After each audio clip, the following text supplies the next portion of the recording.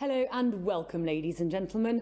My name is Hayley Edmonds and it is my pleasure to be your host today for this Lives 21 special edition that will be running over the next 3 days. ESICM is the European Society of Intensive Care Medicine. As you know, the COVID-19 crisis has put intensive care medicine at the heart of all concerns within the medical community, on a governmental and state level, but also in the mind of the general public. This means many more people understand its crucial role for healthcare and for society. This also means they have more expectations. These last 18 months have deeply accelerated the action and impact of the European Society of Intensive Care Medicine. Today, as we reconvene from a distance for this annual event, I'm very pleased to be here for this opening session with Maurizio Cecconi, ESICM President.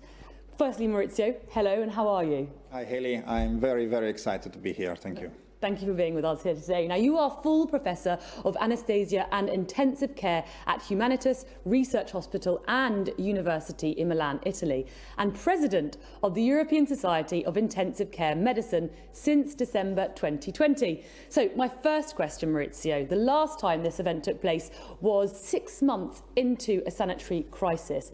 Now, 12 months later, do you have a word that you'd like to share with the intensive care community? Yes, of course, we would have loved to be in a face-to-face event. Unfortunately, the situation didn't allow that, but still, I am very excited to be here. And first, I would like to say how happy I am to reconnect with you all for this event, which allows us to unite as one intensive care global community. And in these times, it is absolutely essential. My thoughts go to all of you who have worked and fought so hard during this period, and sadly to some of our colleagues and friends who have given their life to save others. And of course to all the victims of COVID-19 and their families and communities whose lives have been deeply affected. I would particularly like to thank the entire community of nurses and allied healthcare professionals for their commitments and for really going an extra mile during this time. Without their hard work, it would be impossible to do ours. In these times, it is more than ever important to be united and to connect. So thank you all. You are joining us today for this event. Now, because we couldn't all connect today, you asked the community to send pictures and testimonials, and the response was amazing. It was amazing indeed. We wanted people to feel part of this, even if we didn't have a face-to-face event. So we asked to send the contributions, and we received something like 1,000 contributions. So we're not able to show all of them today, but watch this space during the event for the next 3 days. You will recognize your contribution. Let me also thank also citizens and people, parents, even the children who have been fighting to protect themselves and each other from the virus. Through isolation, adopting the right behaviors, adhering to public health measures, also through vaccinations. And in that respect, we have collectively done a lot, but it's not enough. We need to fight now for global vaccination. Indeed, Maurizio, today in Europe, about 80% of people, or patients who are in intensive care, have not been vaccinated. These figures seem to speak for themselves, especially when it comes to the necessity to get vaccinated. Yeah, absolutely. If you see our intensive care units are basically mainly full of people that could not get vaccinated, either because they couldn't access vaccination or, unfortunately, because they refused the vaccination. And in this sense, I think we have the duty to pass the message and to try to fight vaccine hesitancy, because vaccination is really crucial to try to end this pandemic. Now, you believe that the medical community has a responsibility beyond providing care, but also relaying concise and clear information regarding COVID. It is essential, Elie. We are clinicians, we have to provide clinical care, but people are looking at us also for information. Unfortunately, there has been a lot of misinformation during this pandemic. I think it is our duty as individuals, but also as a global community, to speak and to say very clear messages to the public. In this sense, we need to promote vaccinations. We need to speak well about treatments, for instance, promoting only treatments that have proven to be effective and safe. And everything is really, we should try to avoid to create confusion. So we should speak with one single voice as a global clinical and scientific community. And what are your thoughts on the general access to vaccines on a global scale? We've not done enough. We are privileged to have high access to vaccinations in some parts of the world, but in low and middle income countries, this is far too low. This is not fair. We still have healthcare workers that have not access to vaccine. It's just unacceptable for them and for the population. I think as a society, we really make a plea, and we need to fight and we need to promote fair access to vaccinations for the global population. It is fair to do so because it's the right thing to do so, but it is also the only way out of the pandemic. If we don't vaccinate the whole world, there will be more variants developing, and some of these variants can even come back to places where we thought that the virus was eradicated or under control. This is an extremely important reminder, Maurizio. I mean, bearing in mind what you've just said, what is the precise role of the European Society of Intensive Care Medicine? Well, the European Society of Intensive Care Medicine, which I have the pleasure to lead now, is the leading association for intensive care. Around the world, we have about 10,000 members, and we have been acting as a portal of information, knowledge, research, training, education. Ultimately, we want to help professionals working in intensive care to access all of this to provide excellent clinical care so that we can provide the best clinical care and experience for patients and families in intensive care. What type of professionals make up the intensive care community? Well, intensive care is all about the team. We talk too much maybe about ventilators, devices, technology. Of course, that is very important in an intensive care unit. But what makes an intensive care bed is actually the team around it. So nurses, physiotherapists, allied healthcare professionals, doctors, of course, as well. It's the team that takes care of the patient. And that is really crucial that we remember that, because a lot of the difficulties that we had expanding bed capacity was not just about technology, was about having competent people working as a team at the bedside. Maurizio, you are a European society, but where are you present and where are your members? So yes, we are a European Society of Intensive Care Medicine, but we like to think of ourselves as a global intensive care society. So we have memberships in 120 countries. We have relationship with 74 national societies related to intensive care. So I like to think that we are everywhere. And of course, also our society is about the team. And our team that keeps everything together is our ESIC office. And I would really like to thank the ESIC office on behalf of all members and the executive committee of the society, because without all your support and help and work, we would have not done what we've done this year. So thank you very much. Contrary to a lot of associations, COVID really accelerated your activities and development. But what do you actually provide to your members? So yes, we didn't stop. Actually, indeed, we used the crisis to grow. We have even more people working in the society. We have expanded our activities. And ultimately, what we think we are a hub, we are a portal for information, knowledge, training in intensive care for our members and also for the global intensive care community. If I have to think about our society, our structure, I think about some pillars of our society. And the first pillar, the most important pillar, is our membership. And of course, the education and research activities, our journals, intensive care medicine, intensive care experimental, and importantly, and we've learned the importance of this even more during this crisis, all the network of collaborations and relationships that we've grown over the last 18 months with European institutions, with patients and families, with other stakeholders in intensive care and in health in general. So more precisely, with the crisis, how have your activities evolved? So first of all, we've been very fast, I think, in realizing we shouldn't stop. We have to carry on doing what we do, and we need to do more. So we have evolved by transforming digitally many of the activities and without stopping them and actually providing even more. So something like 55,000 clinicians have accessed our master classes. We had webinars, we had podcasts, we have talks and interviews with experts. pretty much every day of the week now you have a live event where you can interact with people, with experts from the society. And we think that was really crucial in order to show our leadership and our presence to the global intensive care community. You know, I get the impression you really embraced this digital transformation very successfully, and subsequently you've achieved so much already. But what are your plans for 2022? Well, the plan is to carry on, also because while we hope to have face-to-face events, and I can tell you we will have some face-to-face events in 2022, we don't want to forget the good things that we've learned from this. We were able to access people that we would not access normally. And these people could access our knowledge, information, our network. So we want to keep this. So we will carry on with virtual events. We will provide more contact, more personalized pathway on education. So for instance, you could have basic master classes and then on the same topic, more advanced ones. We will have intensive care fundamentals specifically thought for young clinicians or maybe for someone that wants to have a refresher in intensive care.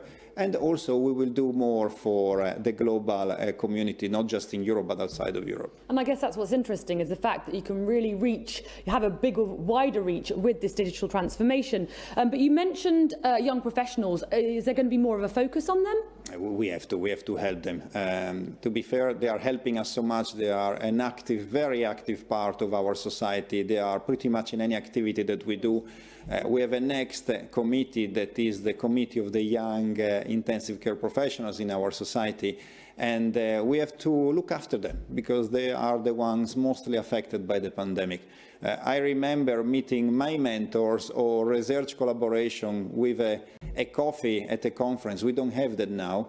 We need to help them. So we will do more of that to create more interaction.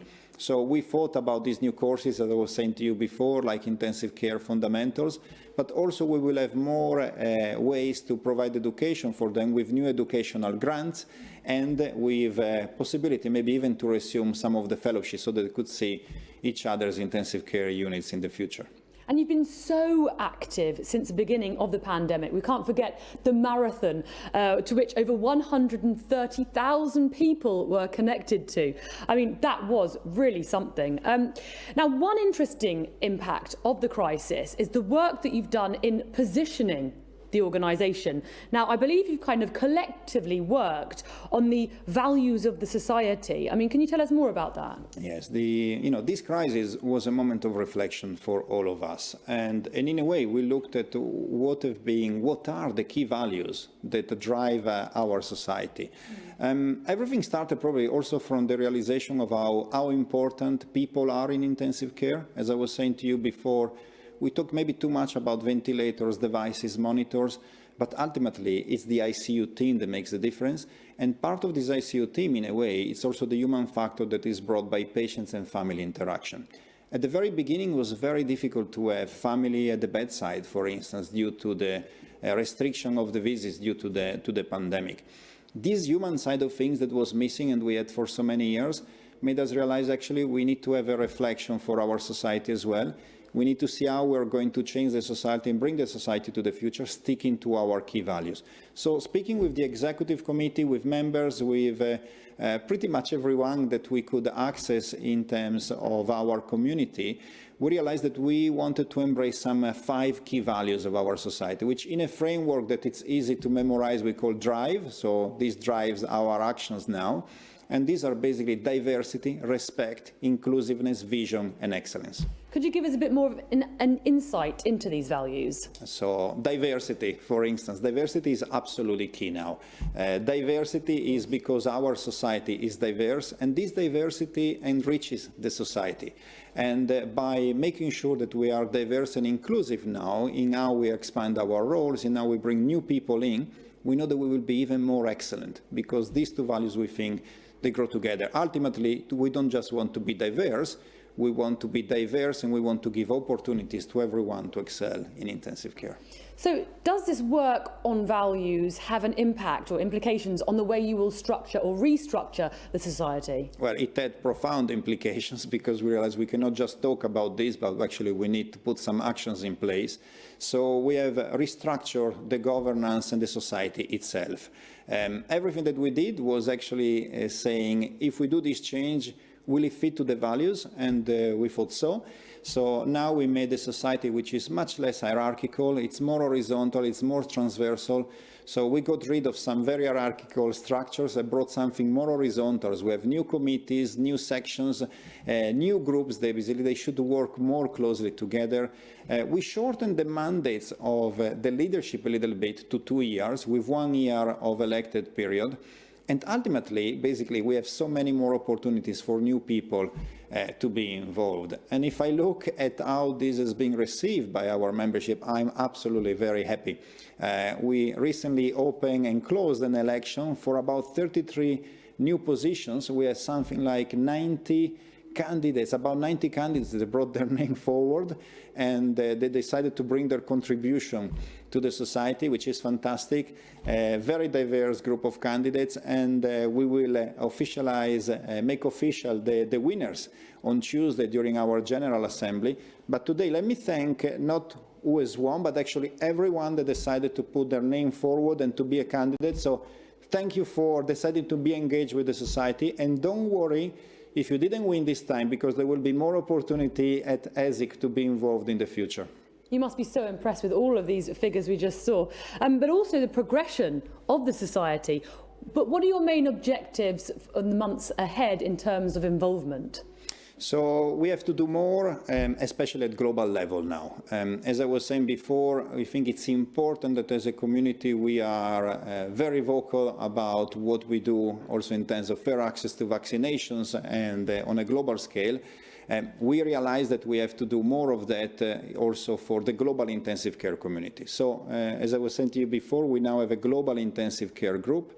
This will ensure more collaboration between different parts of the world, and it's not about teaching other people, it's about learning from each other and setting up this collaboration so that we can learn from each other and we can ultimately grow the standards of intensive care worldwide. Some great perspectives ahead, Maurizio, and that really show your commitment to innovation and inclusion. In response to this rather exceptional context, I believe you also created specific COVID-related training. Could you tell us more about that? Yeah, I think that's been a major focus of our response. And what we are particularly proud of is the fact that we didn't just help our membership, but we decided to go wider and to offer our services to other institutions that may request our expertise. So last year, also with my friend and past president now, Joseph Keseshoglu, we were collaborating a lot with the European Commission, for instance, and the European Commission decided to fund a training program which we had the honor and task and privilege to organize and deliver. This is called the C19 Space. When we were here a year ago, last year, talking about this has just started, and this is something that we put together with 70 experts, really working 24/7 in just 3 weeks, with a very ambitious goal at the time, which was training more than 10,000 healthcare professionals not working regularly in intensive care. And actually, a few months after, I'm very pleased to tell you that we went much above that, with involving more than 20,000 healthcare workers not working regularly in intensive care across Europe. Well done. And in fact, we do have a video to illustrate that.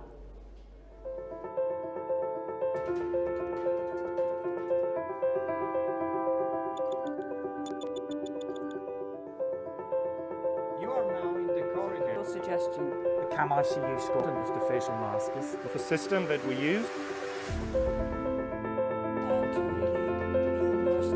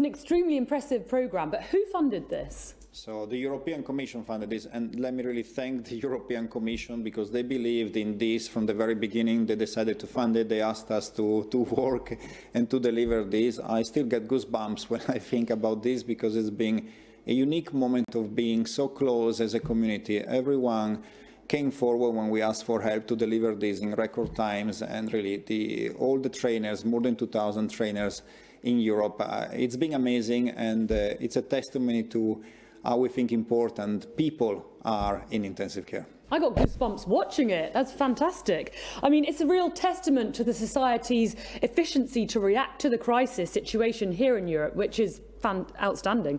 Have you been able to offer this training or this programme on a more of a global scale? So we're working on it because we want to expand this type of training, not just to the European Union, but outside. In the meanwhile, however, we've already done something. Particularly for low and middle income countries, we have something called the Alive Fund in the society. The Alive Fund is a fund that we use to promote research and education in low and middle income countries. And so we developed the COVID-19 Alive course. This is a course which is completely free. Everyone can register, member, non-member. It's delivered by experts that, again, I would like to thank as for the previous training because everyone came forward to help. And I'm very pleased to say that at the moment we have more than 1,000 clinicians enrolled in this program.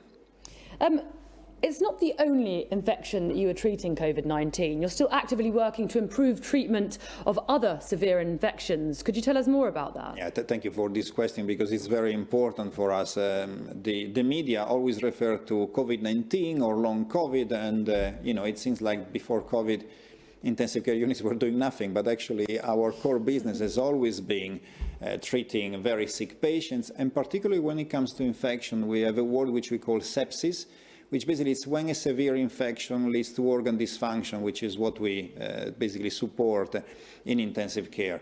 So in a way, COVID-19 is a form of sepsis, but it's not the only form of sepsis. So as you said before, our focus is also treating severe infections. And in this sense, I'm very proud to say that we have a very specific project we've been developing for the last few months and is almost ready to launch, which is an application called Airspace, which is about a way to find how to diagnose and treat a severe infection.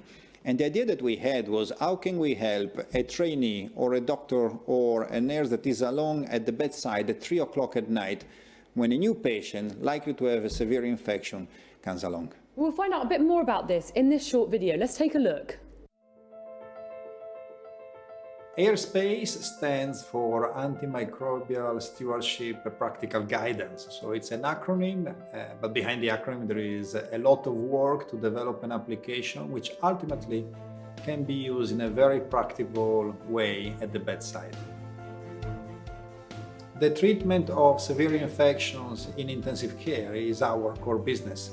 It was like that before COVID, it will be like that after COVID. And the situation that we imagined when we wanted to develop this application was at 3 o'clock at night, you are alone in the intensive care, maybe a trainee, and you have a new patient, you have to try to diagnose the infection, you have to understand which diagnostics to make and start a treatment. We think that this application will be of great help for anyone working at the bedside. In the application, we want to bring all the information that is necessary in antimicrobial decision-making to the bedside. So this will cover both the initiation of antimicrobial therapy, but also decisions to be taken during and at the end of antimicrobial treatment. So bringing the information to the clinician at the bedside, available at every moment 24/7. For the development of the application, we created the task force as well as 9 different groups of experts who worked on developing content to be integrated in the application. At the same moment, a technical team worked on the development of the app, on the look and feel, on the flow of the application. The challenge is then, of course, to bring everything together to make a comprehensive application. I would like really to thank every single person involved in Airspace for all their work, all the creativity, all the ideas that have been put there to make Airspace a reality.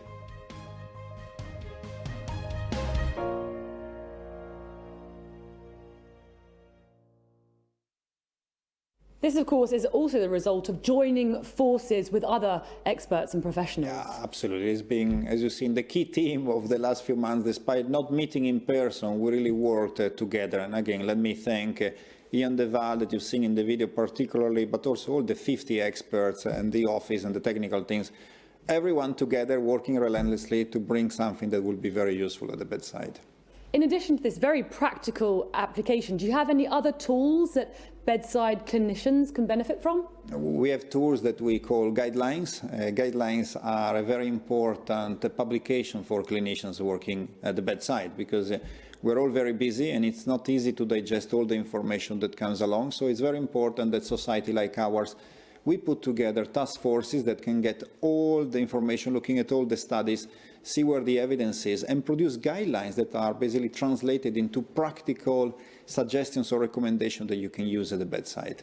So what topics will you be focusing upon? So with a new guideline committee that we started this year, and we've been very active already on a series of guidelines. The first one that will be presented actually during the days of this Congress will be one on ultrasounds in intensive care. But we have much more in the pipeline. Soon there will be antibiotic stewardships, it will be fluid management in intensive care, ARDS treatment, and soon we will meet with the committee again to decide what's next for next year. Am I right in understanding that these will be published in your journal, Intensive Care Medicine? You are absolutely right, and we are very proud of it. Also because we believe, and the data say so, that in terms of journals related only to intensive care medicine, this is now the best journal in the world, so we are very proud of it.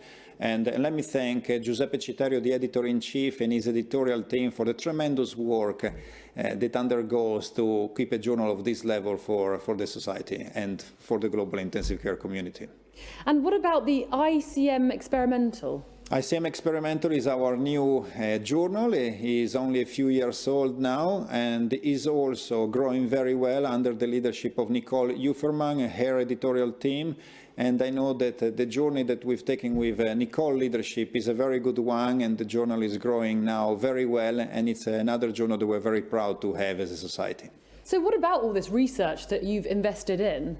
So let me say that despite this crisis, I'm very proud to say that the society was able to support young investigators, particularly with 245,000 euros in research grant. We got lots of applications. It's great to see that people are still so active in research.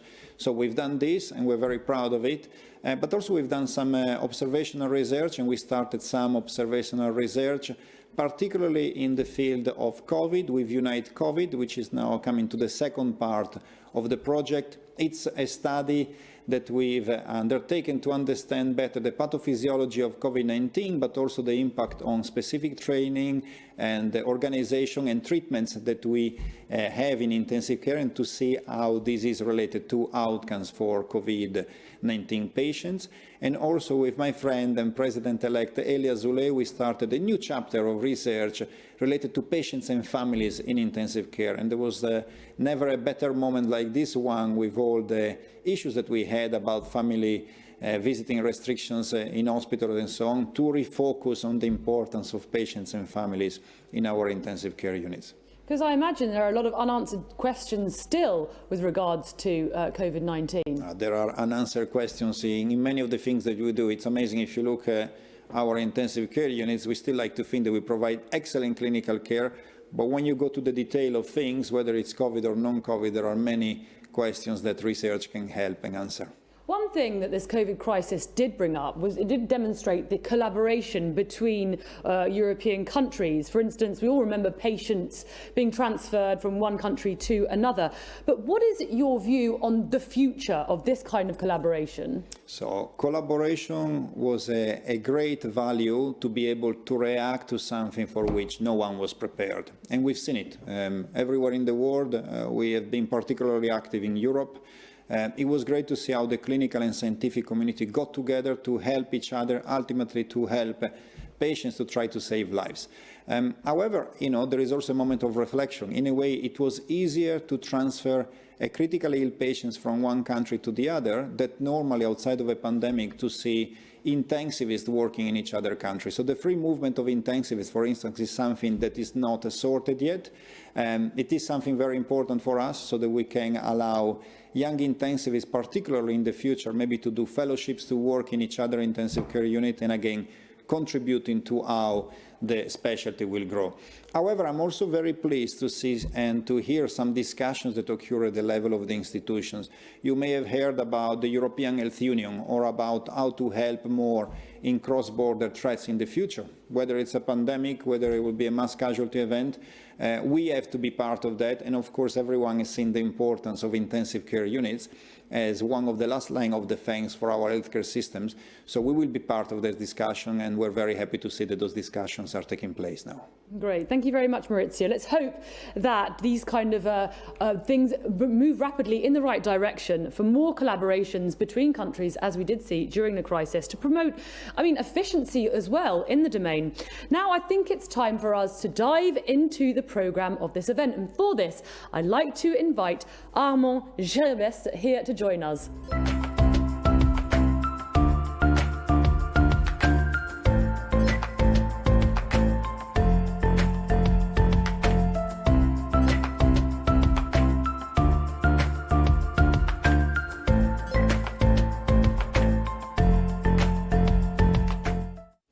I'm joined here by Armand, who is chairing this Congress. Firstly, hello, and thank you for being with us here today. Hello, I'm very happy to be here.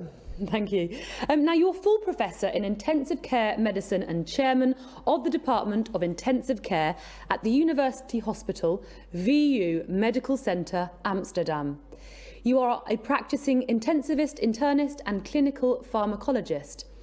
Now, within ESICM, you are the current chair of the Division of Scientific Affairs. So, just to begin, Armand, can you tell us more about what to expect from this edition of Lives, almost 2 years into the global pandemic? And can you tell us, or the audience, what will be taking place over the course of these next 3 days? Well, thank you for asking. Yeah, that's very important. Well, first of all, I hope everybody and their dearest went safely through the pandemic period, which has been extremely difficult for everybody and has asked a lot of everybody's leadership, skills and endurance. And what I hope is that this Congress will bring a lot of energy to everybody. And I thank everybody for being with us today. And well, this is in fact our second digital Congress. And the end of a long journey towards the Congress. We have worked very hard on this as a Congress committee and the Brussels office. And well, it's called LIVES, and LIVES stands for Linking Innovation, Vision, Excellence and Science. Well, it's a pleasure for me to tell something about the Congress, which is in fact a worldwide Congress with 485 speakers, and we expect more than 6,000 delegates. And it's good to realize that this kind of Congress is only possible thanks to the support we get from the industry, and we are very grateful we get this support even during these difficult times. So what we offer, we have video on demands and more than 152 hours with 590 presentations. And we also have a lot of live sessions with 31 hours and 464 presentations. So that is really a lot to offer. If we look at the speakers, important is, of course, where we worked on very much is getting new blood in the speakers, and we enhanced very much gender parity and diversity. And I'm very happy to see that if you look at the figures, from 23% in 2018, we now have more than 38% of female speakers, and that is a 65% increase. I'm very happy about that, because it is not people ask because they are a woman, but they are asked because they are giving new blood into our society, fresh blood, and we have looked for new talents, and we have succeeded, I think, very well to do so. So very happy to see that. We received a lot of abstracts, more than 1,000, and 130 of them will be presented as an oral presentation, and we will have 815 poster presentations, and all the abstracts of the accepted abstracts will be published in intensive care experimentals. Well, we have availability of 8 channels with the diverse activities, and well, I always wonder, why do people attend a digital congress? Why would you do so? Well, it's because of the quality and the variation, of course, but what is important also is interaction with your colleagues, with the speakers, to be connected with your colleagues and the speakers and the debates, and that is exactly what we are going to offer. So we will have the daily breaking news by the President and the President-elect, daily interviews by myself, interactive sessions. I think the interactive aspect of our Congress is very much present, and we have roundtables, interviews, thematic sessions. Everybody can participate in that, and you can go to the next lounge. The nurses and allied health professionals have their separate channel, education, and the tech forum if you're more interested in data science. And we have specific attention to young, talented scientists, rising a star, we have called it, special sessions with experts where you can talk to the expert of your choice, and additionally we have extra attention for pediatric intensive care.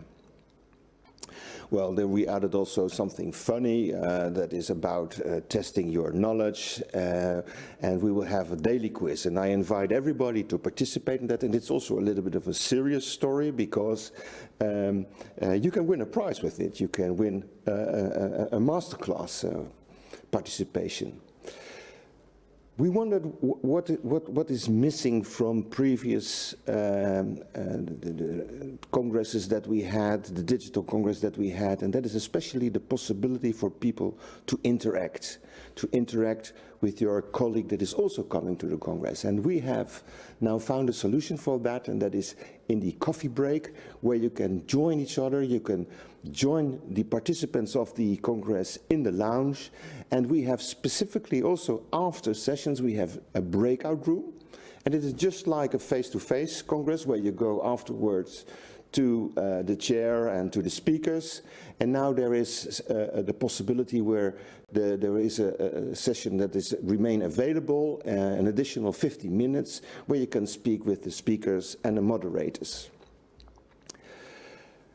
Well, science is of course a cornerstone of our society, and everybody has seen how important science is during the pandemics, and therefore very proud that our society was able to give again the Research Awards 2021, and it's about serious business. It's 225,000 euro, and as you can see here, we are very grateful to those who contributed to make this possible.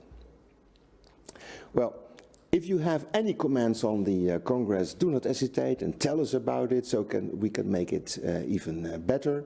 Participate also actively using the social media. And this Congress was only possible because of the help and the participation of the section chairs and the Congress committee, as you can see here. And I'm very grateful for all their inspiration and help they gave. Now, what is there to come in the coming year after this Congress? Well, we have in May, we will celebrate our 40th anniversary of the society, and it will be in Madrid in the month of May. We will reach out also to Athens for a major trauma and brain injury symposium, and we will continue to reach out to Asia with the Eurasia in 2022, which will take place in Delhi. And then later on, we will have the Lives Congress again, our main Congress, which will take place in Paris.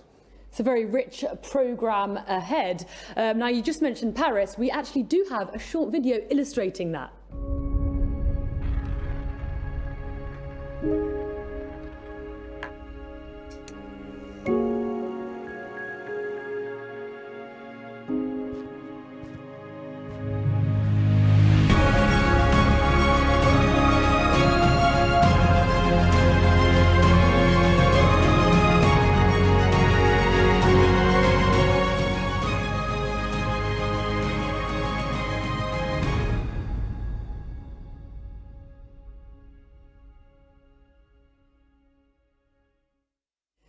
A wonderful programme ahead for 2022. Now, Armand, if I'm not mistaken, I know you have a few words that you'd like to share with those who are watching today.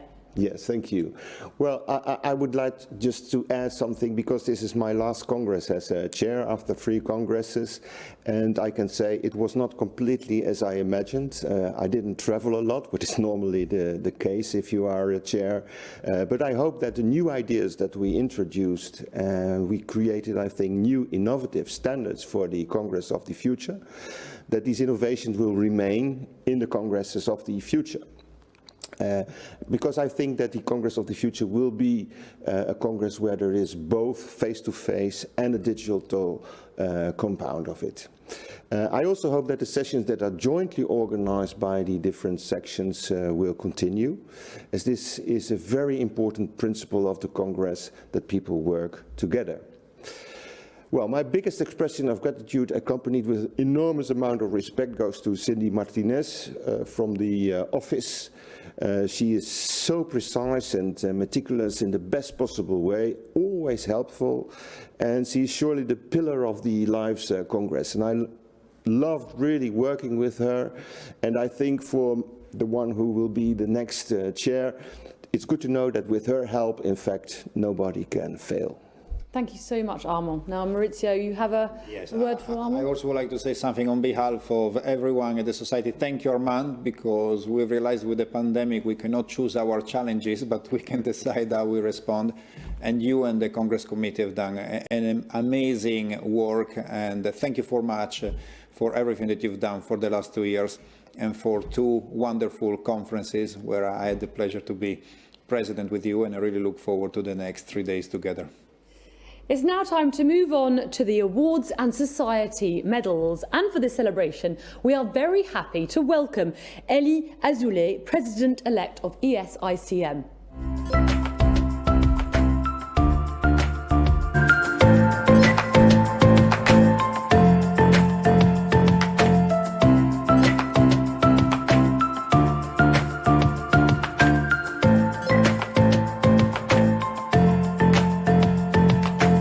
Elie, welcome and hello.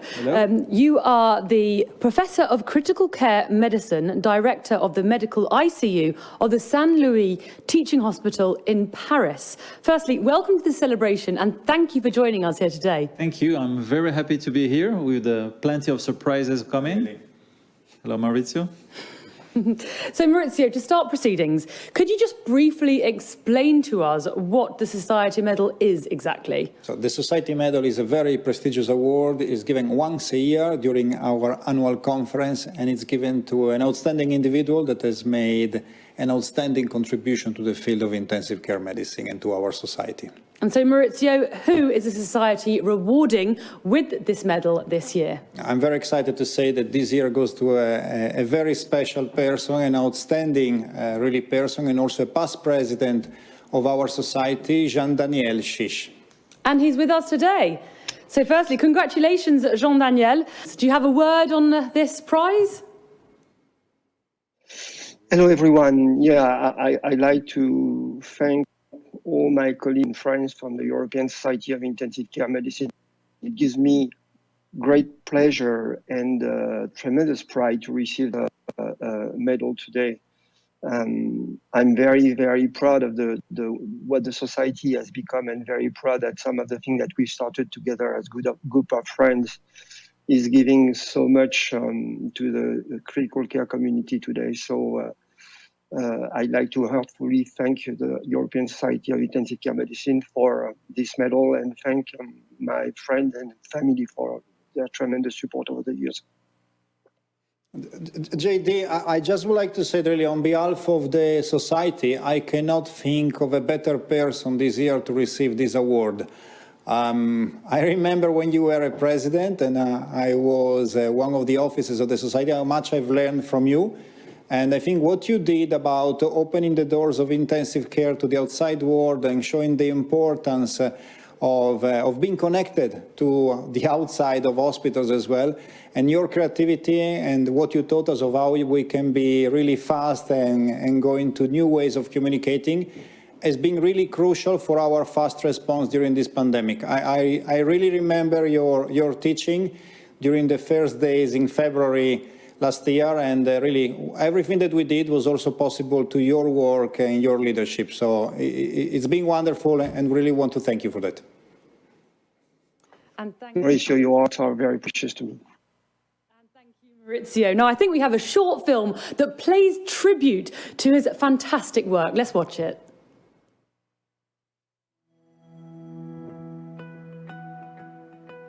I had the privilege of working with Jean-Daniel at Cochin for almost 25 years.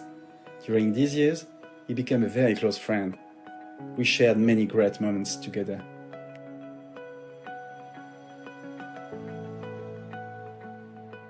In the ICU, JD has always been a very considerate team-working leader, always trying to work closely with the whole multidisciplinary team and always trying to help everybody be the best professionals they can. I've known Jean-Daniel Chiche for many years, but mostly through his involvement as a president of the society and his further commitments. But I've only recently had the chance to discover the man. Before everything else, I have to tell he became a very good friend of mine, very reliable, and I can share with him not only a lot of professional issues, but also personal ones, and it's very important to me. I can think about so many standout achievements in your career, and your career is still going strong. So many important contributions in terms of sepsis, such seminal contributions in all of your translational work. Jean-Daniel is an exceptional professional who combines all the qualities expected in a leader in intensive care.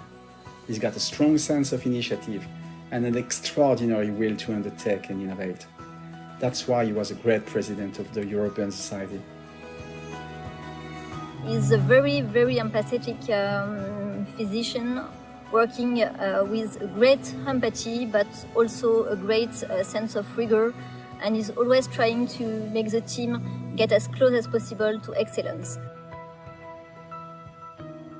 With the passing months, I am more and more appreciating Jean-Daniel as a brilliant physician and scientist, and a manager who is totally dedicated to his patients and all his ICU team. Your vision about Next was so ahead of its time, really, and your ability to recognize that the legacy that we truly leave is really in the lives and the careers of those who follow us. Of course, I regret to no longer have him by my side every day, but his plan to continue his professional adventure in Lausanne was totally in line with his desire to move forward and to succeed in new projects. He took charge of this unit in a very particular period, in the middle of the second COVID wave, where everything was upside down and things got really complicated. And I was really impressed with his leadership. He took charge of this big unit in a big hospital that he didn't know, in a country he didn't know, with decision, with energy. On behalf of all my colleagues in the ICU, physicians, nurses and paramedics, I would therefore warmly thank Jean-Daniel for all his commitment and for the very exciting projects we are developing all together under his leadership. I am proud to work with you in our intensive care unit. It is a chance for us, for the team of Lausanne, to work with you, and I just say bravo. Heartfelt congratulations on winning the ESICM Society Medal. This is so well deserved. Jean-Daniel has taught me a lot, and I'm very proud to know him. Of course, I would like to congratulate him for his many achievements and for this gold medal from the European Society that he deserves more than anybody else. Thank you, Jay.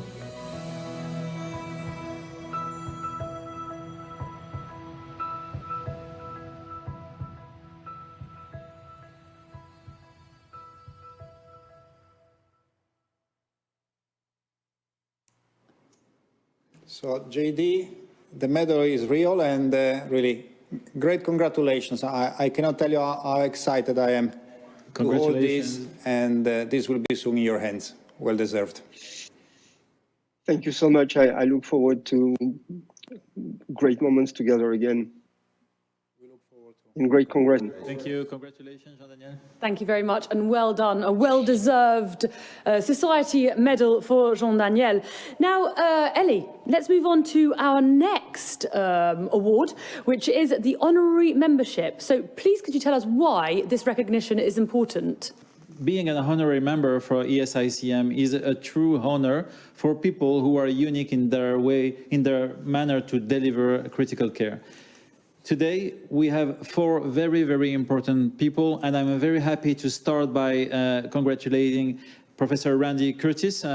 He is Professor of Critical Care Medicine in Seattle at the Harborview Medical Center. He's also the Director of the Cambia Palliative Care Center of Excellence. He is the past ATS President. He has been Editor for Intensive Care Medicine for 6 years. And Randy, because this is how we name Professor Curtis, Randy is a very close colleague and friend of many of the people who are at ESICM, always happy to see him, to ask him to be part of studies, to contribute, to be counsel. And he has led very important studies that have changed the delivery of communication at the bedside with family members. He has changed actually the way we are talking to family members based on important studies that have turned to be very, very important publications in high impact factor journals. Randy, we love you. Yeah. Thank you, Elie. I can hear that. So do you have any words, Randy, on this? I do. This is a great honor for me to get this award. I have always truly loved my involvement with ESICM. My friends and colleagues in this truly international society have been very important to me in my career and really have allowed us to do the work of honoring and respecting patients and their families as we really focus on providing high quality critical care to the patient and the people they love. Thank you. Thank you very much, Randy. Yes, and congratulations and well done, Randy. Now, for the next person, who will that be who's receiving the honor? Another very, very important colleague, Professor Susana Lobo from Brazil, and we are all connected to our colleagues and friends from Brazil. Professor Lobo is Professor of Critical Care Medicine. She's also adjunct research at the medical school. She is coordinator of a department, and she is the president of AMIB, that is the Brazilian Association of Intensive Care Medicine. Professor Lobo is a wonderful ambassador for Brazil, and we are very, very happy and very close to our Brazilian colleagues, and very happy and honored to be today able to deliver this honorary membership to Professor Lobo. What a wonderful introduction. Susanna, congratulations. Congratulations, Susanna. Do you have a word, any words you'd like to share with us today? Yes, thank you, Elie. Thank you, Maurizio. Thank you all, dear colleagues from the European Society. It's a great, great honor for me, my family, and I am sure for all my Brazilian colleagues. Thank you again for the honor of this membership. Thank you very much, Susanna, and the honor is also for us. Thank you very much, and congratulations once again. Elie, who is the last person to receive this honor? There are 2 other very important colleagues, and Professor Steinblot from the Ghent University is also a very, very important figure of ESICM. We know him since years, not only for his friendship, but also for his excellence.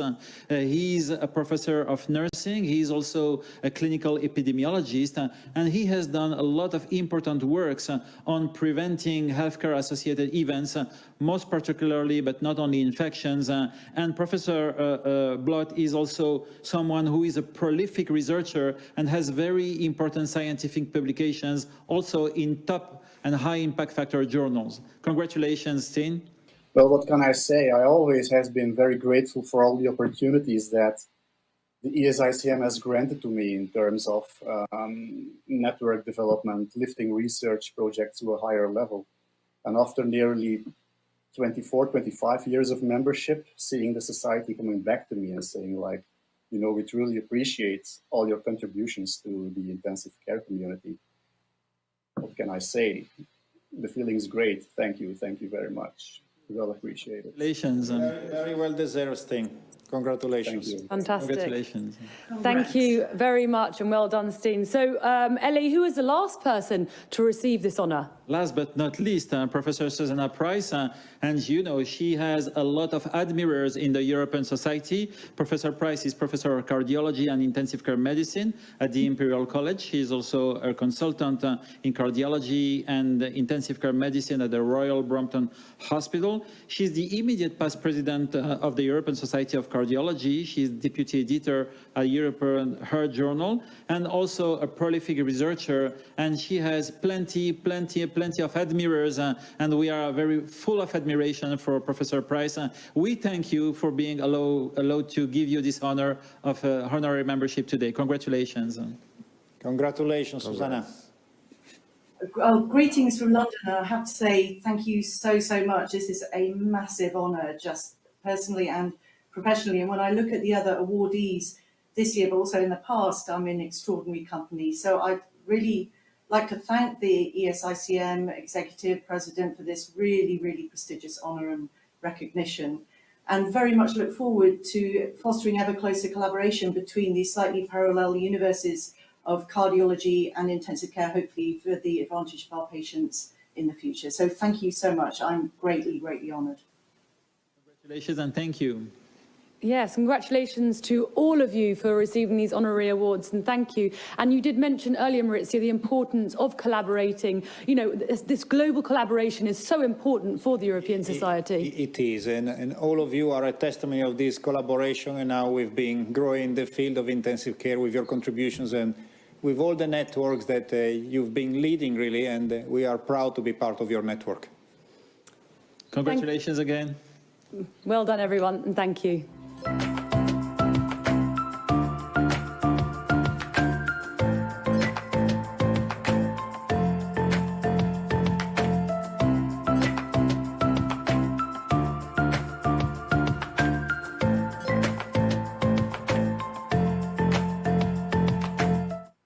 It's now time to welcome these very special guests, Armand, Elie and Maurizio. Now, you've each invited someone very special, someone very important to you. Maurizio Salvatore Ruggeri from Italy. Ruggeri, yes. Sorry, excuse my pronunciation. Armand is Bernard van der Bosch from Netherlands. Yes. Better pronunciation? Well, it's very good. And Elie David Ouanounou from Paris. Perfect. Fantastic. So firstly, hello and a very big and special welcome to our guests. Now, all three of you have been patients or related families of Maurizio, Elie and Armand in an intensive care unit, so you all have that incredible connection. Armand, should we start with your guest? Yes. Why did you invite Mr. van der Bosch? Well, I invited Bernard van den Bosch because he is the husband of a patient that was in our unit. And I want to pay attention to the fact that the family is part of the patient and the patient is part of the family, and a very important role of the family during the admission of a patient. And what are your questions to Mr. Well, van der Bosch? if I may address to Bernard. Bernard, thank you very much for being here. I really appreciate it very much, and that you are willing to share your experience, because your wife was admitted at the ICU after a long-standing disease with an acute deterioration. And I think we are all very curious to know that you tell us about your experience and the lessons that we can learn as doctors and nurses from what you went through during this very difficult period. To start, Doctor, thank you for the invitation. I want to show my wife, because we're talking about her, and it's very important to show who she is. She's here with our granddaughter. And this picture was taken one day before she went to hospital. And I took this picture to hospital because I want to show all the nurses and all the doctors that this woman who was now at ICU was very vivid and ready for life and very fond of her grandchildren and her children. We have 4 children together. So I brought a lot of pictures to show everyone this is not someone who is going to die. This is someone who wants to live. And that was very important for me. But later I heard also for all the nurses and all the doctors that she had an image how she was before she entered the ICU. Yeah, well, she was at one moment, then she was admitted, and we went through a very difficult period. Can you tell us what it was like for you as a family member, as a husband, as a father, to have this happen and to see how this happened, and what you would like to say about how the doctors and nurses responded to all this, to you? My wife, Gerda is her name, was ill for 12 years. So, and we know it was incurable. So we were aware that one day we had to say goodbye to her. But when we were so close to that moment, it was still a big shock. And when we were at the hospital in Amsterdam, we met a doctor, and I had a first conversation with him about the situation of my wife. And he told what not to do. So in case of a heart failure, we don't give her a treatment. In case of a problem with her kidneys, we don't do dialysis. And I thought, okay, but what are you going to do? So then he said to me, we are from the Department of Realistic Conversations. And I know I am at the ICU. This is a realistic situation. So please tell me, what is the situation of my wife? And please make her better, because I love her so much. Yeah, that She's was the a mother very of our difficult. 4 children. And we couldn't miss her. But it looks like we spoke a different language, that treating doctor and me. And at that time, I went to the team leader of the ICU and I said, I really have a problem with this doctor. And I know that my wife is very ill, but help me, because I don't want to give my energy to a doctor which is not helping me, but to my wife who is very ill.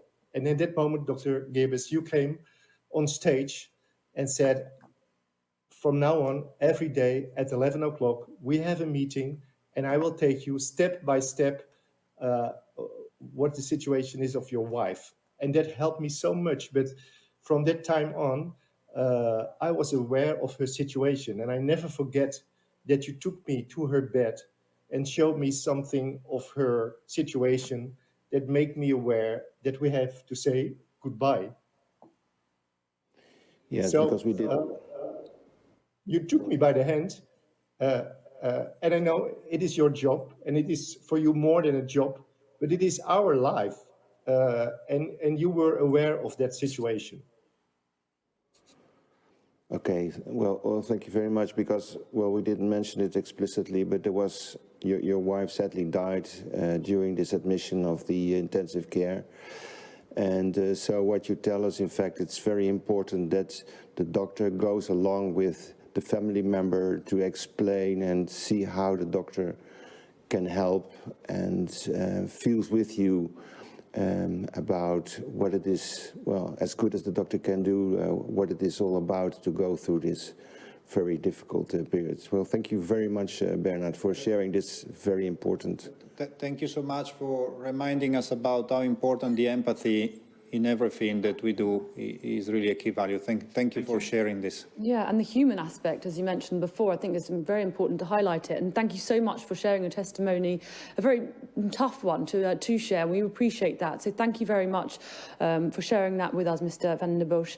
Now, Elie, could you tell us more about who you selected today and why?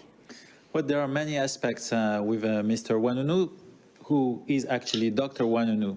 He's a patient, he's a doctor, and he's one that has taught a lot on his ICU experience, not only as a patient, but also by his eyes, we have learned and understood how much the family members were important, as just our patient from and a relative from the Netherlands has pointed out. So maybe I should pass to Dr. Wanunu to have his experience as a patient, and maybe from all of us and from the bottom of our heart, thank you for teaching us and for giving us the main messages that can be very important for nurses and all healthcare providers in the ICU team. Thank you, Elie. The day I came back to life after 25 days in a coma, I asked myself the question as a doctor, what psychological state am I in, or rather, what stage am I in? We have all learned as doctors that the patient goes through 5 phases. First, denial. No, there must be a mistake. 2, anger. This is not fair.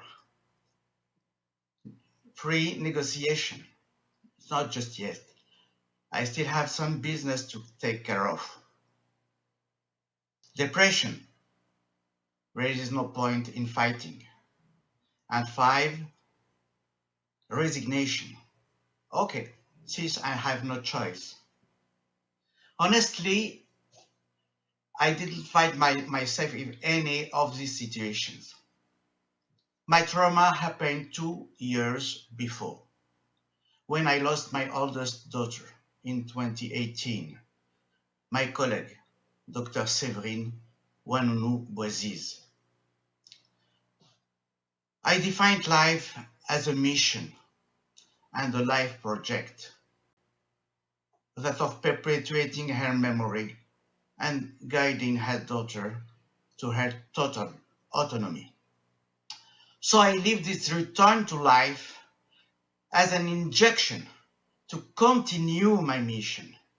I was still barely able to stand up with the worker and asked the doctors at the rehabilitation center if I could go out the weekend to say Kaddish, prayer for the dead, at home, since the synagogues were closed. You can imagine the refusal I received in return. Then one of our colleagues told me, I'll take responsibility, but I would like a text message every hour. Don't ever be alone in the bathroom. Don't take risks of falling. Use the walker and the wheelchair, etc. She understood that for me, living is not only a kidney, a heart, a lung that work. It was what we put into life, a passion, a reason to live, a project, a mission. I thank her very much today. In intensive care, I also had a chance to meet extraordinary people. The doctors listened to me, but it's true that with the tracheotomy, I couldn't speak. So they read my lips and the hand do the rest. I met an assistant who shared my patient for ultrasound in general medicine and with whom I communicated by email. I met nurses and care assistants who understood that the person in front is not a disease, but a person in his own rights who suffers from a disease. Respect for privacy, mouth care, mouth-curing creams, nail care and shampoos. On this subject, it was a whole ceremony with Zen music in background and scalp massage was with the Cleopatra bath. Since then, after 6 months of work, I have applied this notion of taking care instead of just curing. I know that most care tackles a stony tongue and sore dry mucous membranes. I know that wellness care go hand in hand with pathology care and should not be neglected. I know that dialysis is exhausting, and knowing this can help you to prepare for it. I know that a daily appointment with a visitor is necessary because when you wake up, you know that the day has a rhythm and that the wait is as precious as the meeting, however short it may be. I know that the family needs to have news, good or bad, and I was lucky enough to be in a department where the professor called my wife daily and assiduously.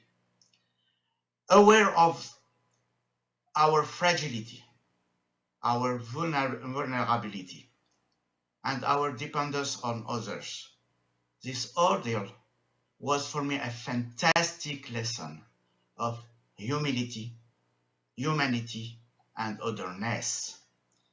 Thank you, Professor Antoine Vieillard-Baron, for what you are and what you have done for me. Thank you, Professor Elie Azoulay, for having taken use of me and surrounded my wife Brigitte with all this friendly support. Thank you, Dr. Celia Resch, for your unbelievable but so responsible authorization to leave the hospital, which did me so much good. Thank you. Thank you very much, David.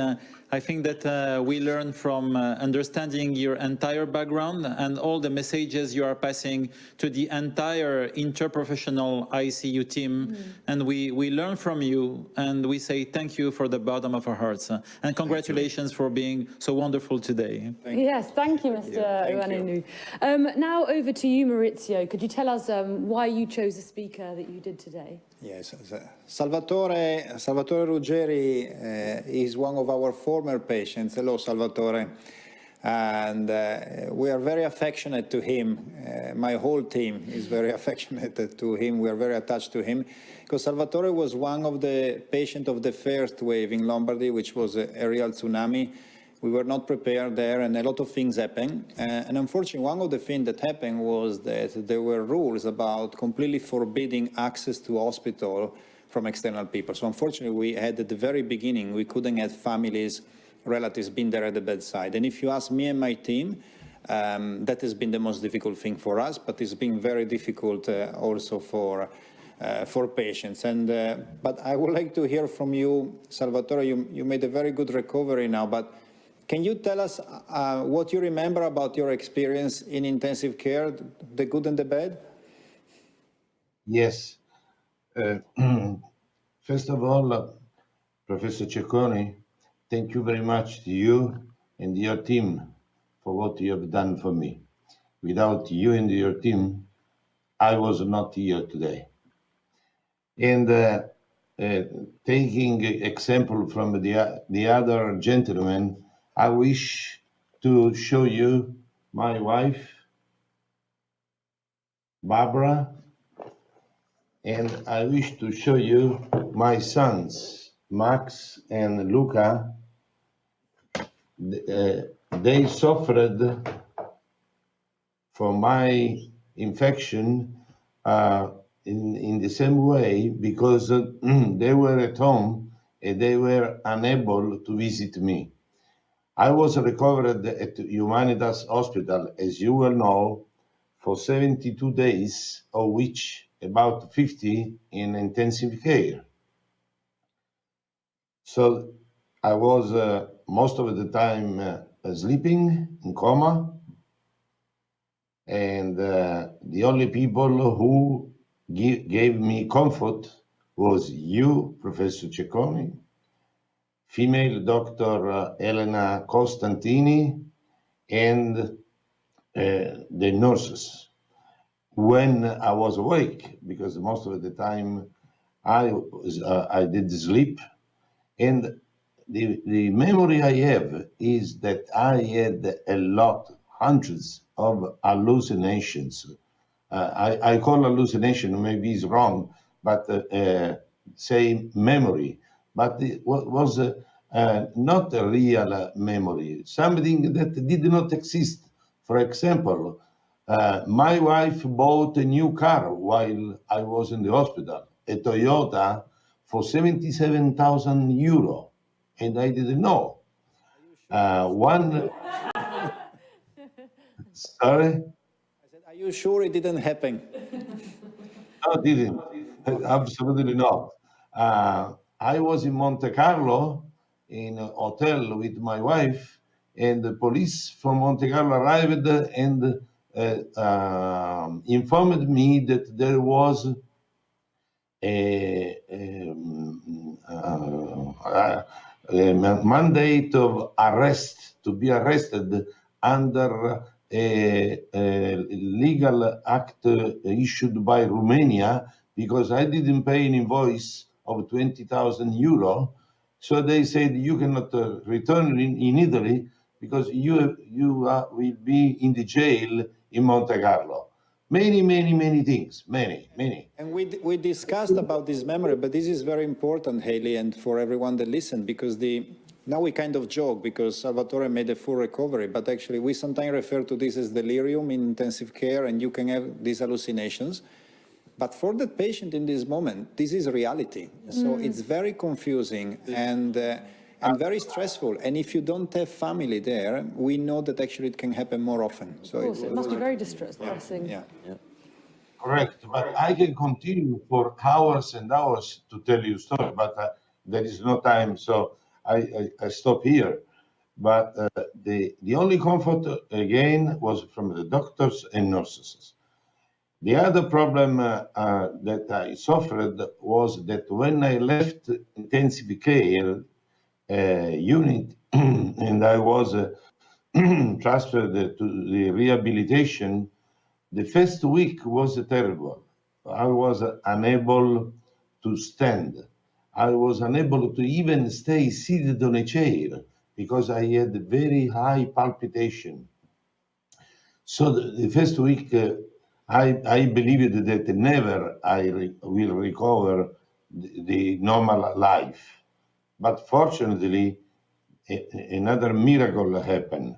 The miracle was that I started to slowly, in about 2 weeks, to walk a little bit, to go in the restroom, and after a total of 72 days, I went home with my legs.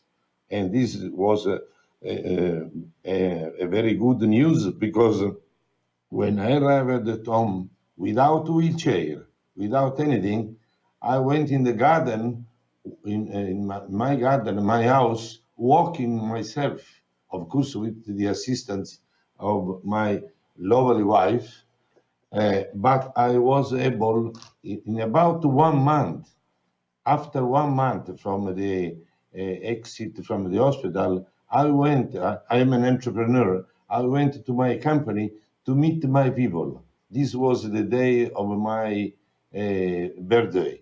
I went over there. Of course, I lost 16 kilos when I came from the hospital. Unfortunately, now I got 17, but that's okay. But now I work, I drive, I eat, I travel. I say I live a normal life. I cannot tell you how important it has been for all my team, because at the very beginning we knew very little of the virus. We didn't know how people that were very sick like you, how they could have recovered afterwards. And you've been so kind to keep us informed about your recovery. That has been very important for us. And it's something that, as we know, it doesn't happen just with COVID. In intensive care, when you leave intensive care, you start a journey that takes months, sometimes years, to have a full recovery, if you can get a full recovery to good quality of life. But thank you for sharing this story with us, Salvatore. It's great to see you like this, with your kilos back, but you look very well. Thank you very much, Professor Cecconi, to you, and particularly to all your team, and particularly to the Dr. Costantini Elena, who was very kind when no one was close to me, excluding the nurse. She came and comforted me a lot and informed my family, because my family, the only information was through the telephone. Every day when the telephone was ringing, they wait, because there were 1,000 people die every day. So they were waiting. My father or my husband is still alive or die. It was 1 second of a terrible time. But I wish, thank you very much. And also, I wish all the best to your convention. Thank you for sharing. Thank you, Mr. Urigelli, and thank you to everyone who's shared their testimonies today. And of course, thank you around this table here today for this Congress, because they are testament to your hard work and your the very human aspect that is involved in your job that sometimes may be overlooked. So thank you to everyone who's participated, and thank you, gentlemen. We're now going to move on to Elie, because you discussed a very important focus during your career, which is patient and family research. Can you tell us more about your approach and, of course, your findings? Well, thank you for this opportunity. I believe that a lot has been said when we listen to patients and to family members. We need to understand that the ICU experience from a patient point of view and a family point of view is only an experience from, we need to learn, us, the interprofessional team, nurses, intensivists, doctors, and other allied professionals. So first, there is two concepts that are parallel. One is the patient-centered care.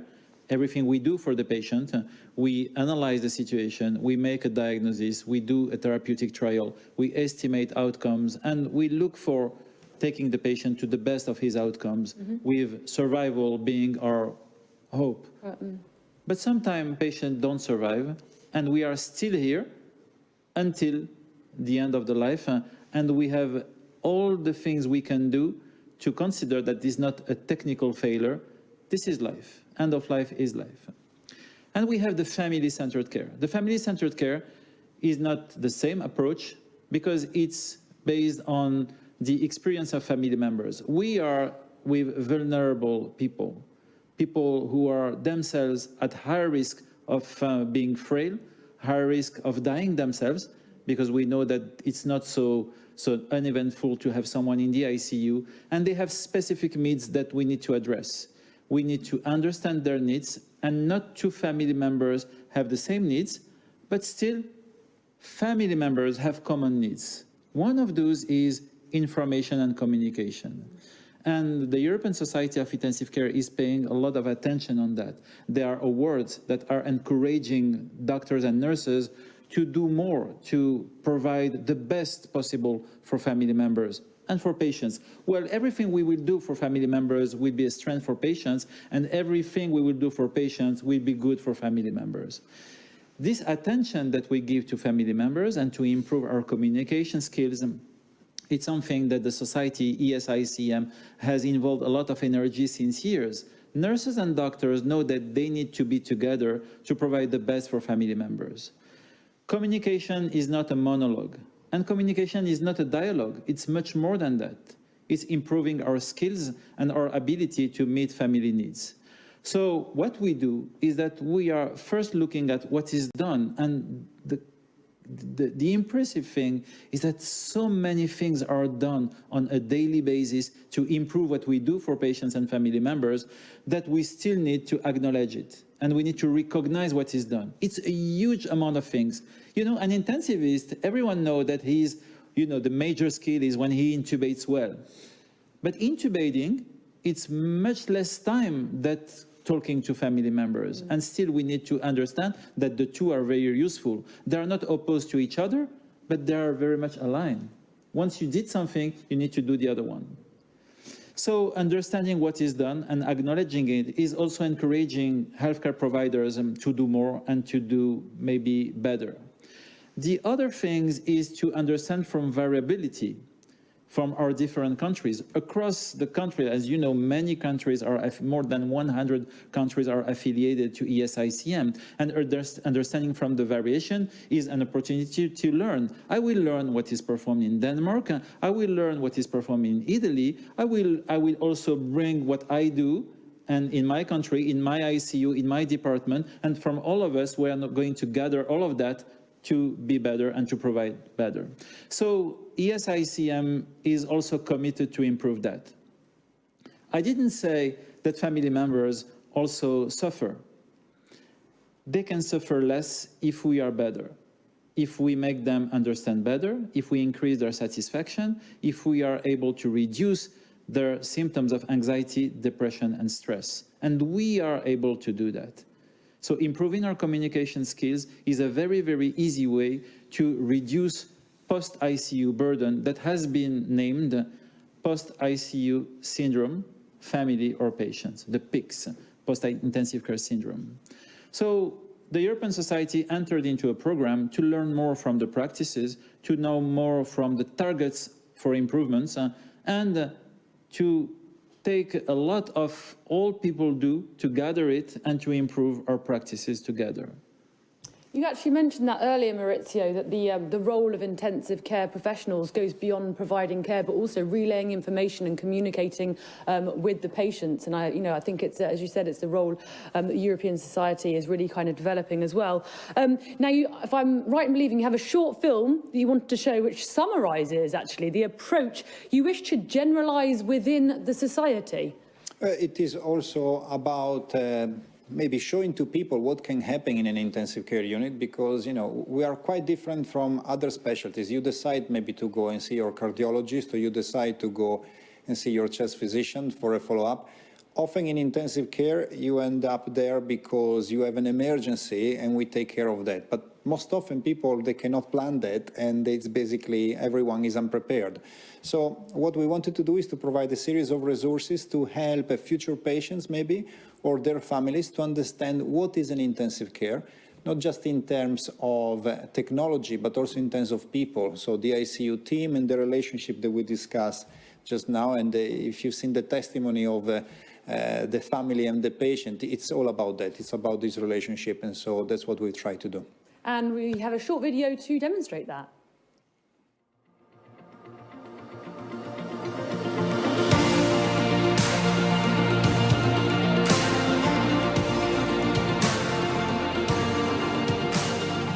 As a medical doctor at the ICU, I'm part of the healthcare team taking care for patients. We work together as a single team with patients and families. We try to provide the best care for you, to work in your best interest. Bring into the care that we provide in the ICU. I will be there every day, every night, all the time. Il messaggio che posso mandare è un messaggio di fiducia e di speranza. Quality of communication has an impact on the family's experience both during the patient's ICU stay and in the months that follow. We are concerned by how you are doing, whoever you are, and whatever is your relation with the patient. No matter how ill the patient, don't give up hope. Some family members suffer from symptoms of anxiety, depression. Some feel lost or even disoriented. So don't forget to take care of yourself. Experiencing an ICU stay can be difficult. Understanding technology and treatments that you've never seen before is something not easy to understand.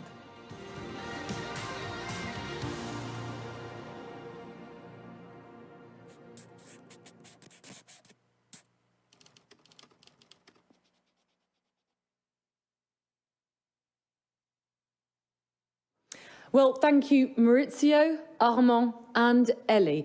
It was a real pleasure being with you today for this 2021 edition of Lives. Ladies and gentlemen, it's now time to close this opening session.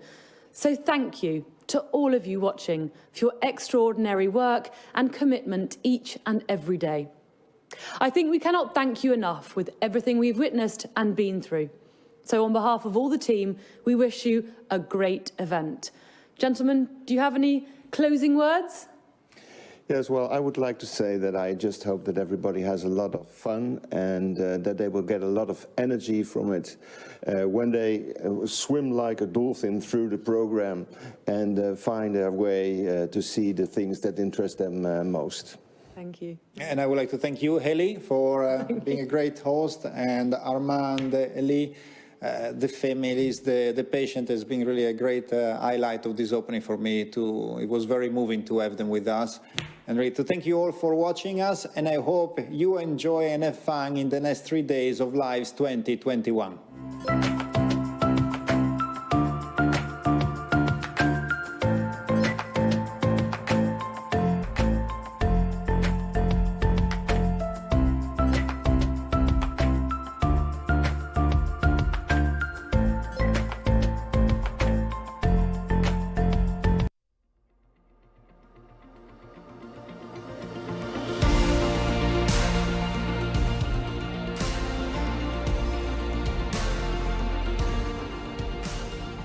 As a medical doctor at the ICU, I'm part of the healthcare team taking care for patients. We work together as a single team with patients and families.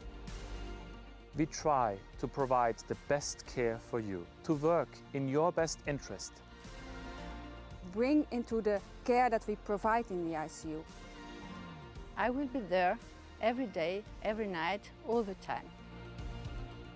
Il messaggio che posso mandare è un messaggio di fiducia e di speranza. Quality of communication has an impact on the family's experience both during the patient's ICU stay and in the months that follow. We are concerned by how you are doing, whoever you are, and whatever is your relation with the patient. No matter how ill the patient, don't give up hope. Some family members suffer from symptoms of anxiety, of depression. Some feel lost or even disoriented. So don't forget to take care of yourself. Experiencing an ICU stay can be difficult. Understanding technology and treatments that you've never seen before is something not easy to understand.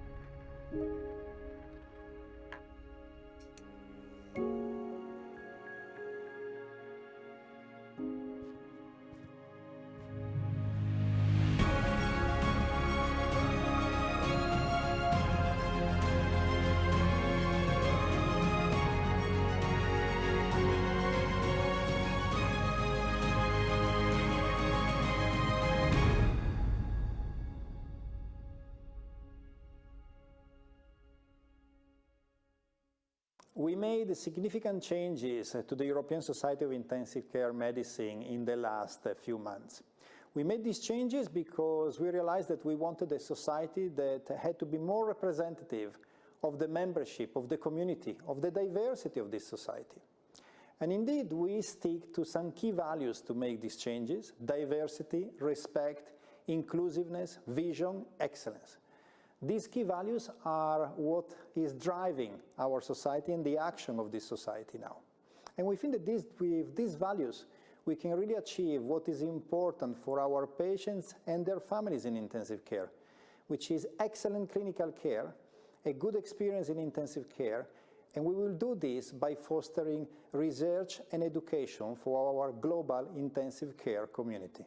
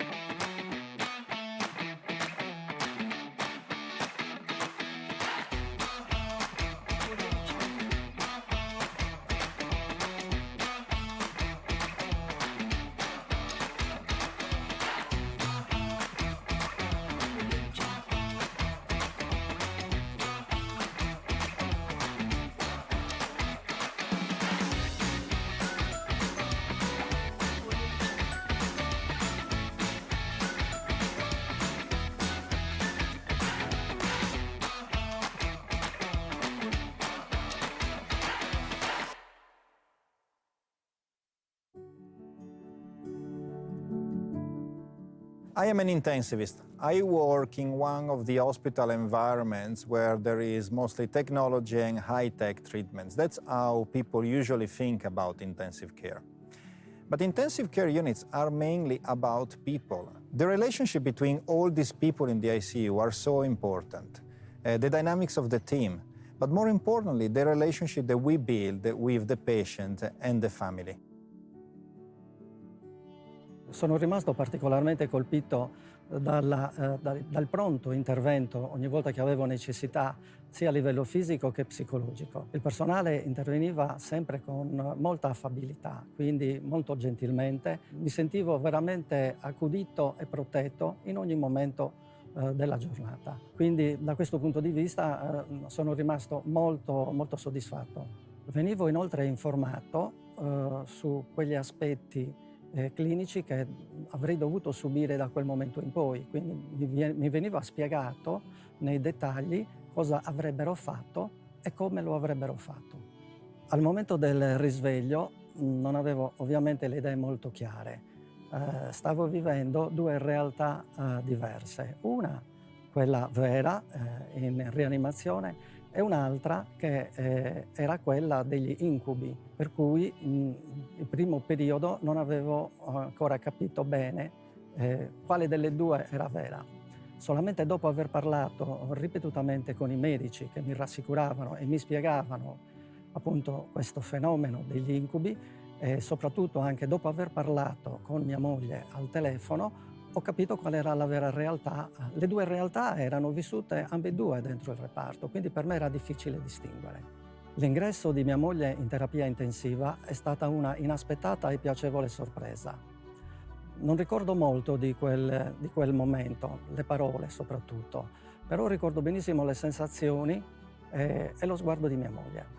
La terapia intensiva è un'esperienza sicuramente molto dura e viene vissuta probabilmente in modo diverso da ognuno di noi in base al proprio carattere. Il messaggio che posso mandare è un messaggio di fiducia e di speranza, in quanto dobbiamo totalmente metterci nelle mani del personale sanitario che ha la formazione corretta per gestire soprattutto gli aspetti, oltre che quelli clinici, anche gli aspetti emotivi della persona e quelli psicologici, che sono, secondo me, forse per il paziente e la famiglia gli aspetti più importanti. You are the spouse, you are the brother, the sister, the parents, the children of an ICU patient, you are a friend. All of you are family members. Of course, we are not going to have the same communication with any of you according to what's the relationship between you and the patient, but we are concerned by how you are doing, whoever you are, and whatever is your relation with the patient. The team was so human and kind. They helped me psychologically every day. I was waiting for the call every day with impatient. So that period was really very hard for my family. The team of ICU became really my family. I felt them closer even than my parents. Every day someone from the team called me and informed me about the situation of my husband and the next steps to do. And I want to say that even if I was far from my husband, I have been always updated about his clinical situation. And when there were very important decisions to make, for example, like tracheotomy, they called me 4-5 times per day. So I want to say thank you. For me, it was a new experience, like for many other people. I have never faced ICU. So after this experience, I changed my life. I changed all points of view.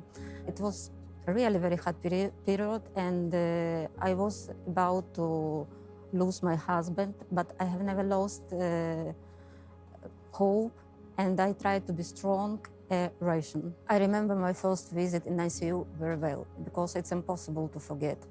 It was so emotional. After 64 days, finally, I could see my husband, touch his hands, see his eyes. It was really very difficult to live without him and without personal contact. I don't have enough words to say thank you to the doctors for the possibility that they permitted me to visit him in ICU. Thank you very much. I'd like to say to the future patients and their families that they should trust to the staff of ICU. They are left in the hands of professionals that work tirelessly with passion and love. They are always with the patients. The patients are the primary focus for them. They always gave the warm care and necessary treatment. They never leave alone patients. They are always with them and ready to help them in any moment. The patients are the primary focus for the staff. In the end, I want to say, no matter how ill is the patient, don't give up hope. Having a loved one in the ICU can be an extremely distressing experience. Some family members suffer from symptoms of anxiety, of depression, some feel lost or even disorientated. So don't forget to take care of yourself. Sometimes you will need to take a break. You don't have to stay with the patient 24 hours a day, and you mustn't feel guilty if you do need to take that break. Don't forget that the ICU team will continue to care for the patient while you're not there, and they will always call you if there is a change in his or her condition. My name is Sylvia. I'm a critical care nurse. I work in an intensive care unit.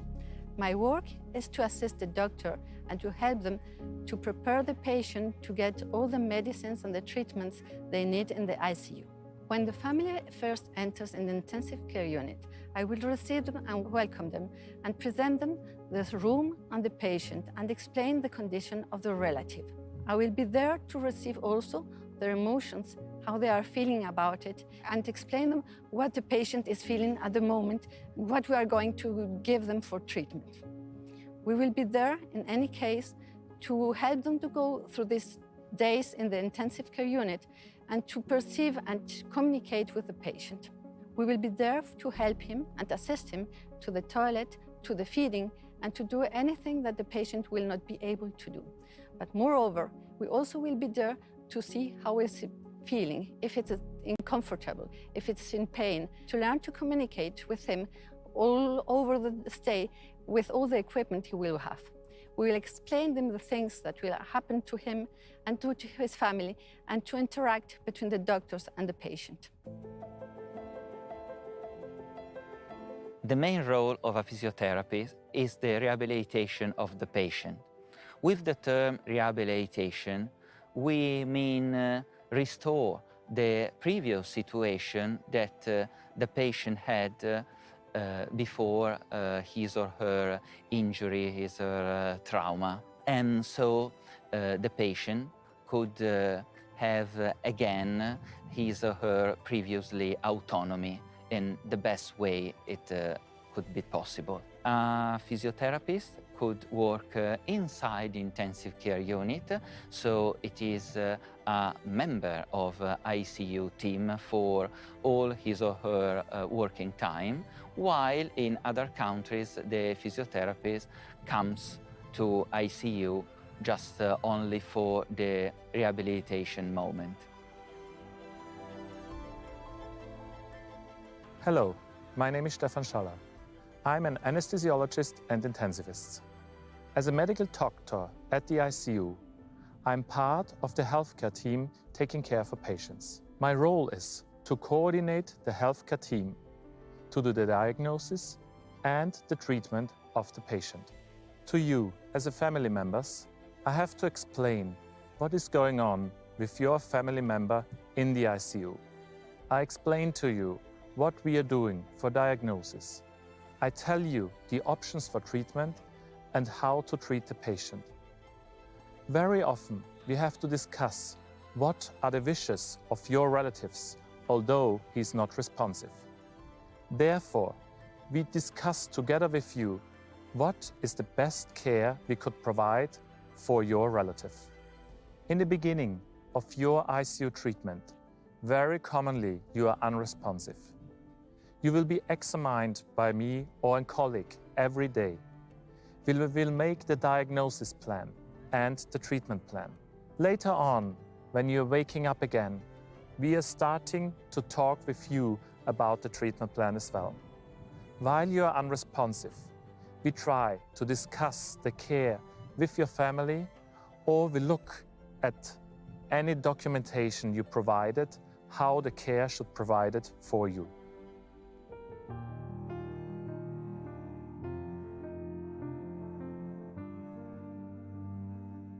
As a social worker, I'm part of the ICU team. I regularly come on a daily basis to the ICU and talk with the professionals on issues with the families or with the patient. For example, when it's about communication or when there are conflicts, but also when the families have a request so that I can help them to overcome that issue. What I notice is that the families have a really difficult time. They are stressed about their loved one, but they also have, for example, issues for themselves. For example, they have questions, can I take my children into the ICU? Or how can I manage the homework? Or what can I do about financial problems? So I try to help them with that kind of issues. And sometimes they are also asking life questions, because, for example, why is this happening to me or to us? And what's the meaning of this, that he or she is going to have this critical illness? So I try to help them with this kind of issues. My relationship with the patient is to get him or her to learn him better. And I think it's very important to have the values, what is important for the patient, to have them bring into the care that we provide in the ICU. And I think that it is compassionate care, humanizing care, and that is combined with the highest technical and medical treatment that we provide. And in that way, we have excellent care that we can provide in the ICU. And I try to bring my expertise and to have the patient and his meanings and his opinions in front of it. A special aspect in my daily practice is the communication with the patient and the communication with the families. Communication in ICU is very difficult because clinical situation is very complex and sometimes it's not so easy to explain to families. And in my opinion, the most important thing is to try to keep it very simple, not to spend a lot of technical words, but I just only try to explain the clinical status with simple words. It's very important to try to develop a relationship with the patient and try to keep it quiet, to tell him that the situation is under control. It's very important to maintain a patient calm and confident with the team, because very often the patients are very scared by the environment of the ICU. So it's very, very important to guarantee the comfort of the patient.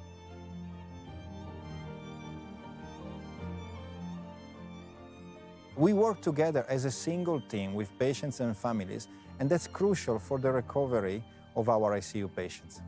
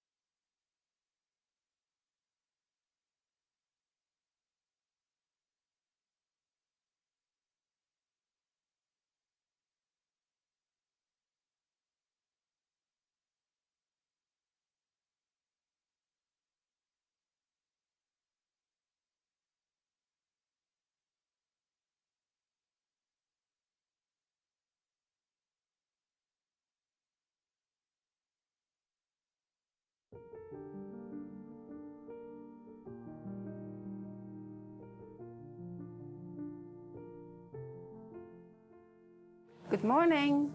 Good morning, Sophie. Hello. It's 7:30 now, and it's time for me to talk to my colleague about what happened to you this night. So I'm going to tell about you and about everything around you. Is that okay? Okay. This is Alessandro, and he will take care for you in this day. Okay. Well, Alessandro, this is Sophie. She came in here 3 days ago with a septic shock, and overall she is doing well. If we look, you see she's still intubated. It's in her lungs, yes, you can see. But I managed to build it down this night. So she's not on the pressure control, she is more doing for herself in the breathing. So I think that she can further go on today. So maybe you can manage to let her breathe for herself. Okay, she goes better, yeah. Yeah, and I think that will be a very good step forward for her that she can work on. Furthermore, the blood pressure, that is stable. And this night we lowered down the medication to keep it stable. So I think in this morning you could stop it. Okay, well, so you decrease the ventilator and the medication support. Yes. Okay. And well, that was because she was also a little bit agitated, so that gave her the push and to give her the stability to push forward. So I think she also needs your support today to be calm and to have enough comfort. Okay. And did she receive the visit of her family member? Yeah, yesterday they came. Her mother comes, and she has a friend, and he also comes. And I talked to her mother on the phone this morning, and well, she told me that of course she is worried, but she's not communicating well enough with her boyfriend. Okay. So it might so be that you could consult the social worker, so that the social worker can arrange, well, maybe a discussion or maybe talk to the mother and have reassurance for the mother. Okay, later. Okay. Yeah, I think that will do for her very good. For the rest, I think it would be nice for her to get out of the bed, and she needs that to get out, and that will be a good point. Yeah, okay, I think so. Have you any questions for me? No, it's okay. Thank you. Okay. What we have done is to turn over my shift in the night to the day shift. And what is needed, that I tell what happened this night to Sophie, to my colleague, so that he can take very good care for Sophie with all the machines around Sophie. It is very important to share this information with every team members of the intensive care unit for the best care of Sophie.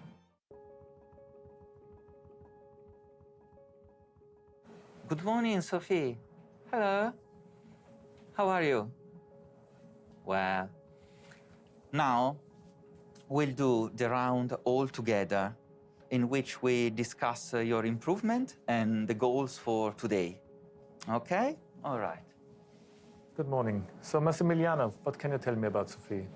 Well, Sophie has been with us for 3 days now, and she has been here for a septic shock.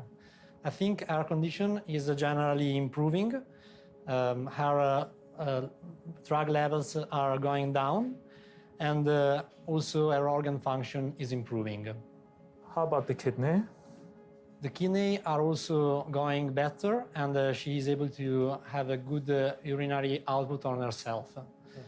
I think also we are on the 3rd day of antibiotic therapy, and the condition is generally improving. Okay, and the antibiotics are correct?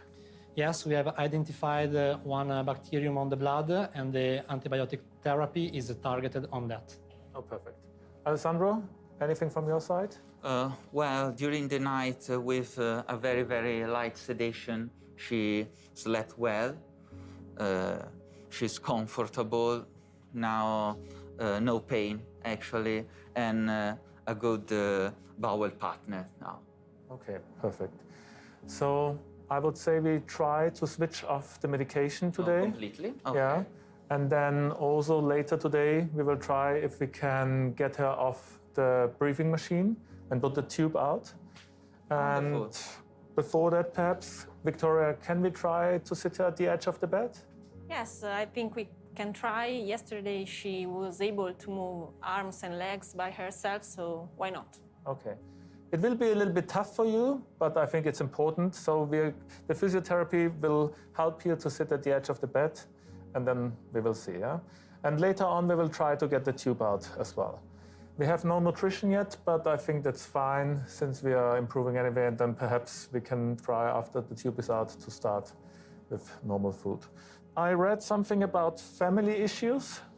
Yes, she had a complicated family situation, so I think it could useful call the social assistance for the round, yeah. Okay, Massimiliano, you will handle that? Yeah, I will call the social assistant today and see what we can do on that. Okay. Okay, perfect. This was the very important interprofessional ward round. There, we discuss important information between the healthcare professionals of the ICU team. Furthermore, we discuss the goals for the patient of the day. Communication with caregivers is one of the most highly valued aspects of care. Quality of communication has an impact on the family's experience both during the patient's ICU stay and in the months that follow.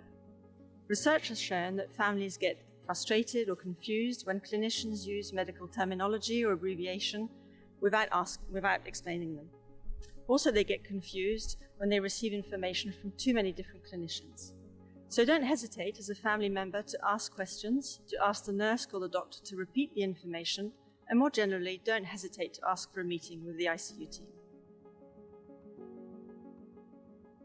Hello, Sophie. I'm your physiotherapist. Today, we're gonna try to put your legs out of the bed and to stay sit. We're gonna do that together, me and your nurse, okay? Let's try. Okay. So, we check the length of the tube. Please check the length of the lines. Everything's okay? Okay. Okay. Well, so together.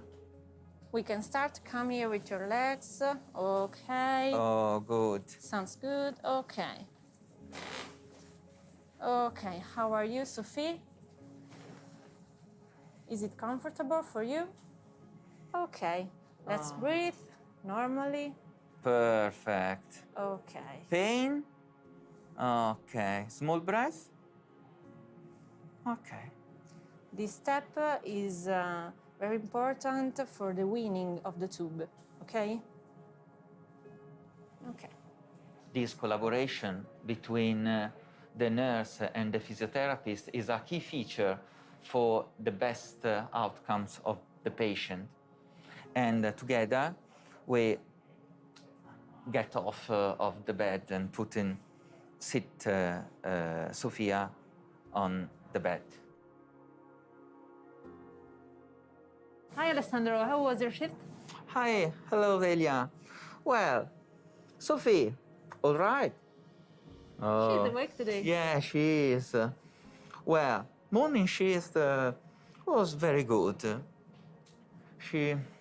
We decreased all artificial supported, and now she goes very better.